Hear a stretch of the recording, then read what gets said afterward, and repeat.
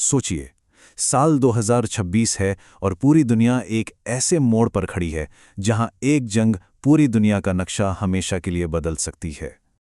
आज हम बात करेंगे अमेरिका, इजराइल और ईरान के बीच हुए उस जबरदस्त टकराव की जिसके अहम फैक्ट्स ने पूरी दुनिया में खलबली मचा दी थी।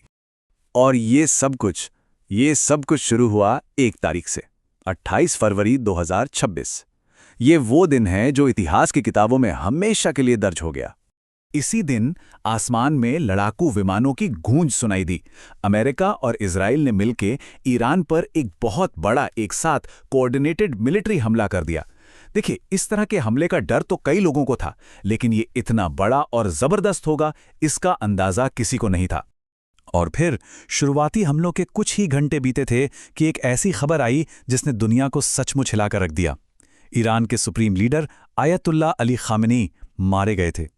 ये सिर्फ एक मिलिट्री स्ट्राइक नहीं थी, ये एक ऐसा वार था जिसने एक पूरे देश के नेतृत्व को ही खत्म कर दिया।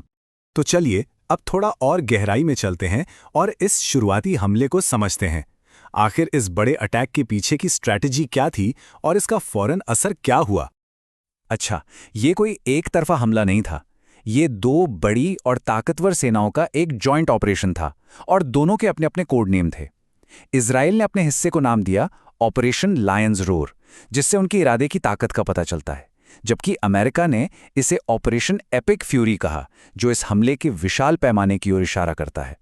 और हमले का जो पैमाना था वो तो बस हैरान कर देने वाला था।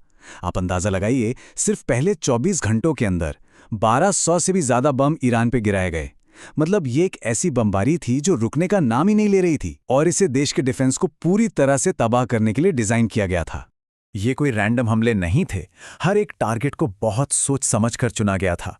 मिलिट्री बेस से लेकर मिसाइल सिस्टम, एयर डिफेंस और यहां तक कि ईरान के न्यूक्लियर प्रोग्राम से जुड़ी जगहों तक मकसद बिल्कुल साफ था, ईरान की जवाबी कार्रवाई करने की ताकत को पूरी तरह से खत्म कर देना।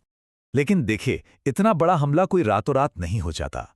यह समझने के लिए कि ये जंग आखिर शुरू ही क्यों हुई, हमें थोड़ा पीछे जाना होगा और उस तनाव की कहानी को देखना होगा जो सालों से पनप रहा था।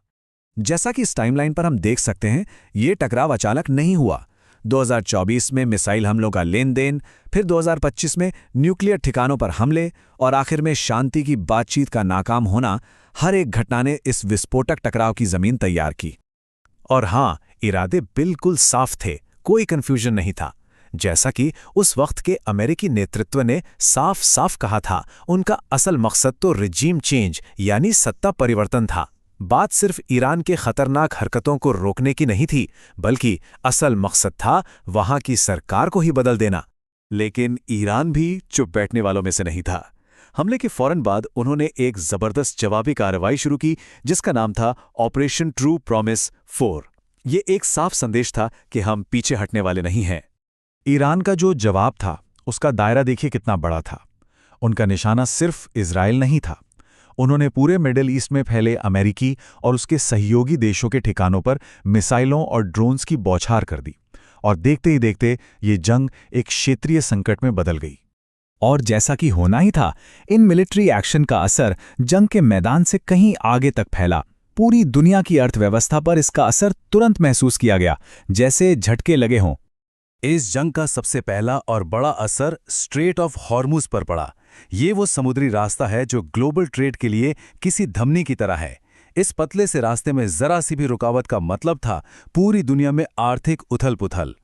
इसको ऐसे समझते हैं, दुनिया भर में जाने वाला लगभग 20% तेल, यानी हर 5 में से 1 तेल का टैंकर इसी छोटे से रास्ते से गुजरता है।